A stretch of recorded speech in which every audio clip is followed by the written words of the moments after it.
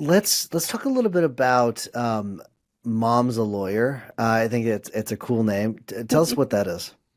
Yeah, so well, my firm was born out of kind of necessity. I didn't go into practicing law thinking that I wanted to own my own firm one day. I really, initially wanted to be a public defender, and I did that, and then I joined a small law firm, and it was an eat what you kill situation, which is very common among small law firms. So I was like running hard, doing a lot of cases, working a lot, and really loving it. And so spring of 2016, I went through a divorce, had my daughter, and I just realized that I couldn't keep up that pace. But I really wanted to continue doing that work. I wanted to continue being a lawyer. Um, I never really considered getting a job, which in retrospect, I don't know why I never thought of that. Like I said, I was really sleep deprived.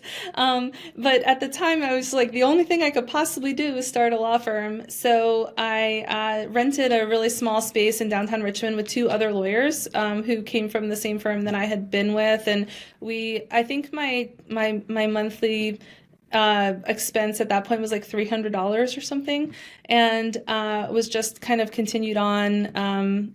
Largely operating. We were all kind of operating as solos, and then in 2017, I got married to my current husband. 2018, I had my youngest son, and the kids were in daycare, and I felt like I had a little bit of more breathing room to think strategically about how I was going to build the firm, so I started doing that, and in in 2020, that was a big turning point. I had time to focus on building the firm in between freaking out about not being able to maintain the firm. I also kind of used some of that downtime, for lack of a better word, to be more strategic. And then the firm really started taking off from there. And that was really a turning point where I started really running it like a business, being strategic, having a vision.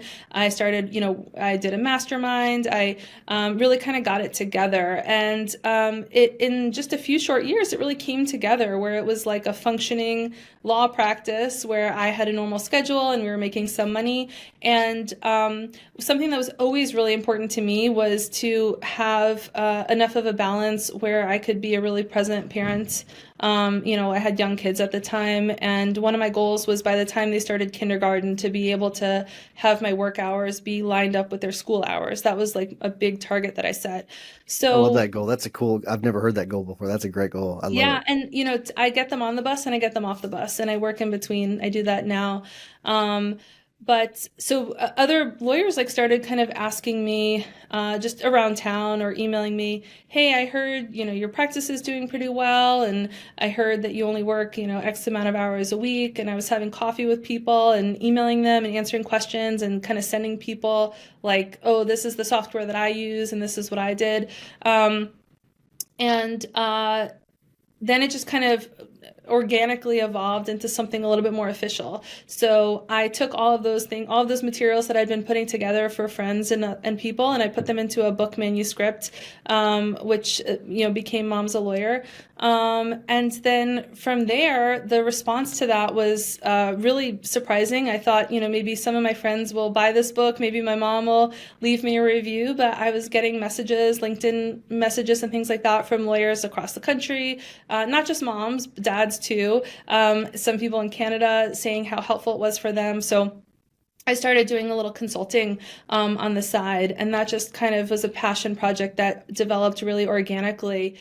And now I do both, and I still manage the firm. I'm the sole owner of the firm, and it's just really kind of all came together. It's very natural for me to have both of these roles, to be a law firm owner and then be a not just a mom, but a really active, present mom.